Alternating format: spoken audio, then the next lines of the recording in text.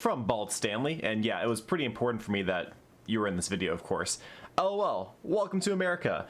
Yeah, so if you guys don't watch my 60-second Sunday series, it's a series where I show you something in 60 seconds.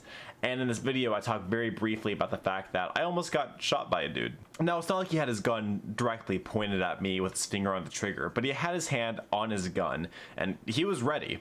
I had my hands up, and I was pretty calm during the entire experience. I didn't think he was going to shoot me in broad daylight in my neighborhood, but it was definitely an interesting experience that, had I had better foresight, probably could have avoided just a little bit better. Unfortunately, I don't know how to say your name. I'm gonna call you Chatel, and I'm gonna hope that that works out. I noticed you comment a lot on my channel, so I apologize that I can't pronounce her name, but yes, dude, you're right. I stored my childhood photos and videos on a computer, and a ransomware with PLAM extension encrypted all my data, and I lost it all. Dude, that's heartbreaking to hear. I have a lot of old files on my computer now. I've been going through all my old technology and trying to extract as much of it as physically possible, because it's really important to me that I keep as many memories as possible, especially because I've lost a lot of those memories throughout the years from disassociation. My biggest recommendation to anybody who has these problems is use an external hard drive or external SSD, something where you can take images off your computer and putting them somewhere that's not even connected to any electricity or the internet. So that way, if anything ever happens to your physical computer, you still have a drive that could have all your files saved on them.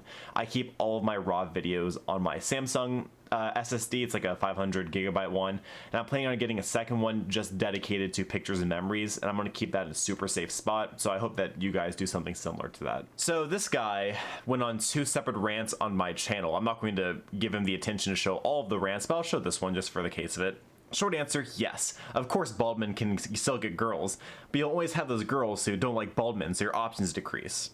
I've never disagreed with that.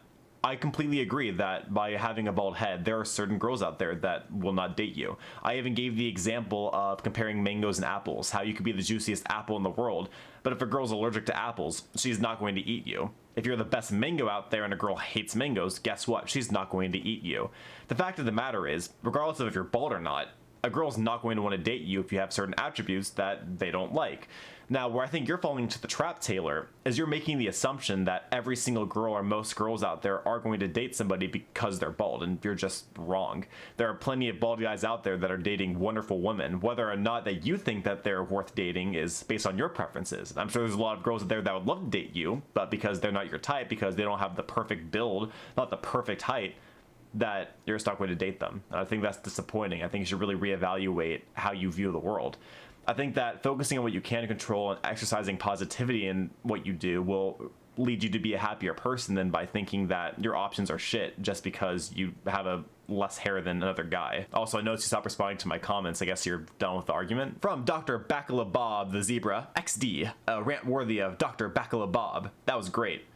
Yeah, I was really upset when my girlfriend told me that Barks Ripper has caffeine in it, because I was going to do this whole video talking about how I've been off caffeine for a certain amount of months, and I had to completely start over the entire process because I had been drinking Barks Root Beer for all of 2021 up to that point. So now I have to wait a few more months before I can make that video, because technically I was still drinking caffeine. Even though Barks Root Beer doesn't have a lot of it, it wouldn't be honest for me to make that video at this point. So I guess I have to wait, and you guys will see it eventually, I guess. I hope you guys enjoyed that responding to comments series. I really enjoy these kind of videos where I get to feature the people that come onto my channel and decide to comment, as well as showing the occasional meme lord out there that decides to attack me because I want to be positive.